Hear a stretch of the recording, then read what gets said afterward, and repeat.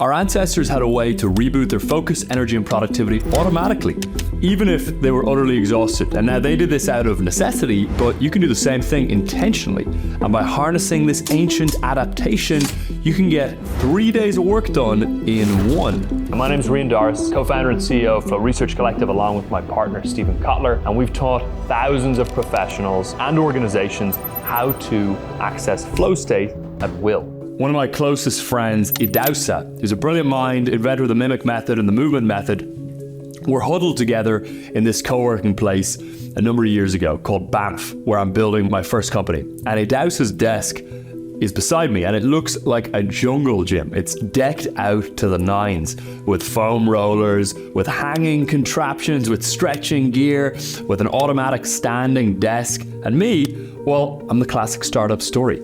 Eyes glued to the screen, fingers permanently on the keyboard, clocking 80 hours a week, sitting at the damn desk. And while my business is my baby, it's starting to hurt me, literally, physically. I'm in more and more pain. The harder I work, the more difficult it is to stand up straight. My posture is breaking down. I'm getting more and more hunched. My lower back cramps, my glutes go numb. And right when I need attention more than anything else, this general physiological fatigue slows me down. And one day, we're both taking a break from work together, me and Idausa, and we're in line to grab a coffee. And I'm caught in this weird ballet where I'm bending over, I'm sort of tugging at my shoes, trying to wring out some relief from the cramp in my spine. And out of the blue, Idausa looks at me and he says, "What the hell are you doing? No wonder you're bending over, trying to get out of pain with your bashed up back. Why are you sitting while you're working?" And it's like a record scratch, a pause button, a little glitch in the matrix. What a weird question. I stare at him and he says, "Dude, working is not synonymous with sitting. A stiff body makes work hard. A loose body makes work feel easy." And Idausa wasn't saying I was working on the wrong things. He was saying I was working in the wrong way, literally, physically. The way my body was positioned in space was blocking me from peak performance and beckoning in burnout. Now, can something as simple as your body position at work be that counterproductive? Is your way of working against you to that degree? Now go back about 250,000 years. Picture yourself as an early human, a nomad in a sprawling desert landscape. You've been traversing the same barren, monotonous expanse for days and you're bloody exhausted. Your brain, in response to the unchanging surroundings, has hunkered down into a kind of energy conservation mode. It's holding back resources because the sameness of the environment that you're in implies that new resources, water, food, are scarce. Then abruptly, you stumble upon a verdant oasis. Trees rise to the sky, plants crowd the ground, water gurgles from a spring. This sudden shift in your environment triggers a chemical chain reaction in the brain. The novelty of this new environment signals the presence of potential resources. Maybe there's more food, more water here. Maybe there's even a mate lurking around. So your brain releases a squirt of dopamine, which is a neurotransmitter closely tied to focus, reward, and motivation. And this dopamine release amplifies your energy reserves and decreases your perception of effort. You become more alert, your senses heighten, and you're ready to explore and exploit this new landscape that may have new resources in it. It's as if your brain flicks a switch from conserve to explore mode. Now fast forward to today. Your brain, though nestled in the more comfortable confines of an office or one of your home work spaces, still operates in the same way. When you sit in one place, static, your environment is unchanging and your brain falls into energy conservation mode. It perceives a desert, and your effort, productivity, and creative problem solving weaken progressively over time. On the other hand, when you alter your environment, stand up, move around, change your perspective, your brain responds as if you've discovered a new oasis full of potential new resources. The dopamine surge heightens your alertness, increases your energy, and sharpens your problem-solving skills. In short, your environment shapes your stamina. Productivity thrives on novelty and wilts on monotony. But dopamine, though a powerful mechanism, is just one part of why switching position and place works so well. So what are the other reasons? Well, first, there's perceived exertion. This measures how hard you feel like your body is working. Now, second, there's perceived effort, which measures how hard you feel like your brain is working. So perceived exertion is primarily physical. Perceived effort is primarily mental. But in both cases, it's about the subjective experience of how hard one feels they're working to perform a given task. And as a rule of thumb, to reduce perceived exertion, change positions. To reset perceived effort, change places. Just as changing channels on your TV offers fresh content and renews your interest, shifting your physical position and environment refreshes your brain and renews your focus. So suppose you've been focusing on a task for 3 hours at your desk, which is place A. You then change your working environment, moving to your backyard, let's say, which is place B. This switch in your surroundings can trick your brain into thinking that it has exerted less effort than it actually has. Suddenly, it feels as though you've only been working for 90 minutes. Such a change of scene is like hitting a reset button on your brain's fatigue levels. You go from an exertion level of 20 to an exertion level of 10. And with this reset, your mental stamina gets a boost, much like a computer clearing its cache to run more effectively. So this position and place that you work in ends up defining your sense of effort and exertion. Change these and you cheat fatigue. So how do you actually do this? What do you mean by change positions within your current workplace? Well, are we asking you to be like my friend Idausa with the foam roller, the pull-up bar, the jungle gym desk setup? Well, thankfully, it's a little more simple than that. There are really only 2 steps you need to get 100% of the benefit from this protocol. Step 1 is to set up your main working environment for sitting, standing, and walking. Those 3, sitting, standing, walking. Because again, remember, working is not synonymous with sitting. So first off, you want to get a standing desk for your spine, posture, and access to flow, which is a term popularized by psychologist Mihai Csikszentmihalyi to describe a state of optimal experience and extreme productivity.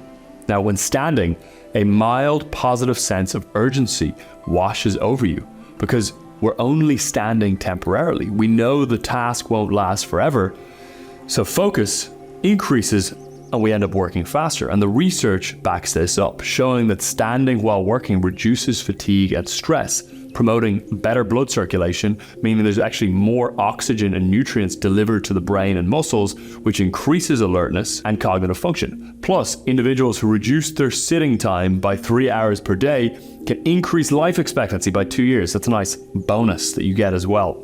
More importantly than that, it reduces perceived effort. Your body reaches fatigue in one position, and this fatigue affects your performance. When you switch position, you get the reset. Now, generally speaking, it is recommended to sit for no more than 2 hours at a time and to stand and walk for 5 to 10 minutes for every 30 minutes of sitting. But for flow, the ratio is different. While working throughout your 30, 40, 50, 60 hour work week, whatever it is, you want to stand for 50% of the time. That means, 20, 30, 40 hours a week, depending on how many total hours you work. You want to walk for 25% of the time. That means probably, if you work a decent amount, walking for a couple of hours a day. And then you only want to sit for 25% of the time. Now, standing while working will not work without one key piece of equipment, which is a motion board.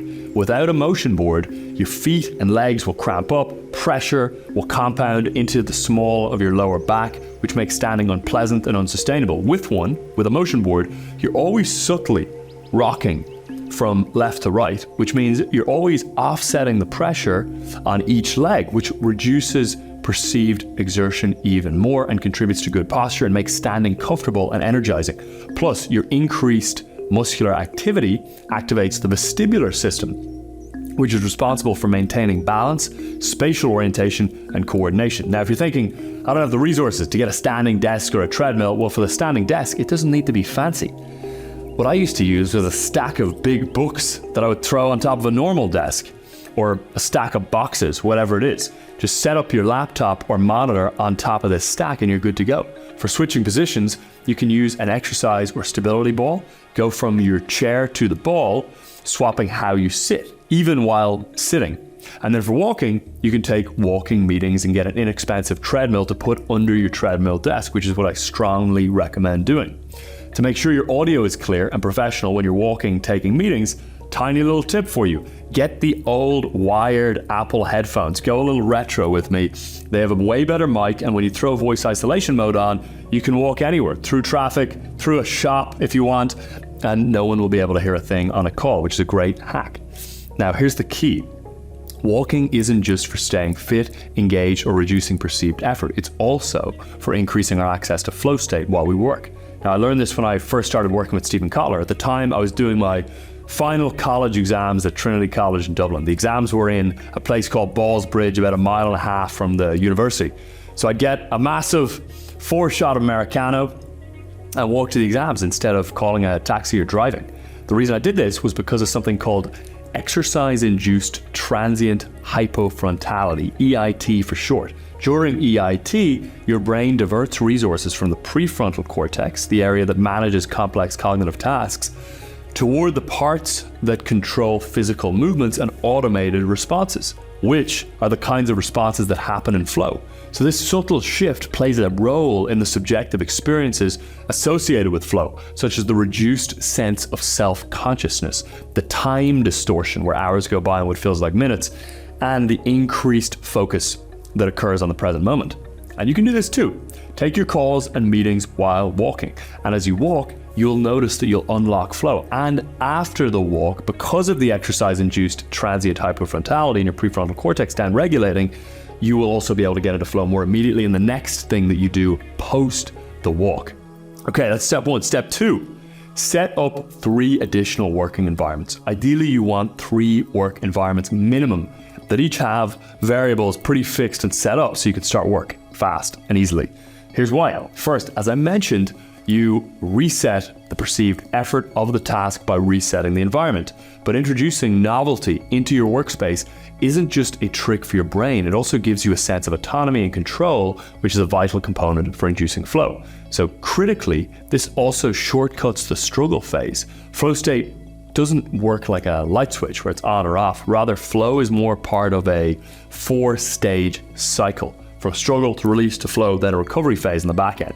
Now, struggle is the hardest part to get past, and it's the phase that most professionals stay stuck in, never releasing past struggle into the flow state. But by rotating your work environment and reducing perceived effort, you shorten the struggle phase and get more flow. So set up 3 places where you can work every day and reduce the variability within those environments, meaning gate distractions, remove friction, and make it easy to slip into work and get into flow in those different environments. For switching places, you don't need to overcomplicate it either. You don't have to set up a full-fledged office in multiple locations. That's not what I'm suggesting. In fact, that would actually decrease the novelty in each environment because you want the environments to be very different to maximize this effect of resetting perceived effort. Use your office as the primary workspace. Maybe just use a couch, whether in the other room or another workspace down the road from you with good noise-cancelling headphones. You might be thinking, I worry that constantly changing my environment might disrupt my concentration and negatively impact my productivity. Moving around constantly might just serve as a distraction. Well, listen, it's natural to think continuity ensures focus, but research suggests novelty is also critical and it combats fatigue. So start with minor changes, varying your environment according to the type of work. It's not about disruption, but it's about stimulating your mind and remembering that effort is anchored to the environment within which you are exerting. So if you change the environment, you reset the degree to which your mind believes you have exerted effort. That's why it's so worth breaking continuity for flow and focus, even though that might seem paradoxical. And keep in mind, what you're doing is using each environment for a deep work block of multiple hours. It's not like you're switching every 10 minutes and fragmenting your task. It's more like every 2 hours or so. And this also has the added benefit of making you treat each block of work and focus like an event. Every time you go into a new environment, a new event has begun, with the event being an uninterrupted block of focus and flow. And this is how we want to work, in an event-based fashion, where each task is viewed as its own discrete box, like a sprint that we're going to give everything to. So set up your main workspace to accommodate sitting, standing, and walking. although you may do the walking outside the main workspace, but get that treadmill desk as well. And then identify and set up 3 places that you can work every day and easily rotate between. Maybe it's your main office, another room in the house, and a coffee shop down the road. And then when you feel a dip in energy or the sense that work is getting hard, it's a signal to change your position. When fatigue really starts kicking in, it's a signal to change places. Okay, that's the heuristic. And with each swap, you give yourself another shot at getting into flow by leveraging the dopamine that comes in the novelty of the new environment and physical position you're putting your body in, which will allow you to squeeze out another burst of prime productivity. So remember the golden rule: sitting is not synonymous with working, and your environment shapes your stamina. Now, one more thing that's essential to really make this work. So again, changing positions and places works to reduce perceived effort and exertion, but it's not sufficient to sustain flow over the course of an entire workday alone. You have to take breaks too. And in particular, you have to take the kind of breaks that boost dopamine instead of depleting it. 90% of knowledge workers mess this up. And if you want to outpace them and set a new bar for your own productivity, well then watch the video on the screen here on how to take breaks like a pro for flow.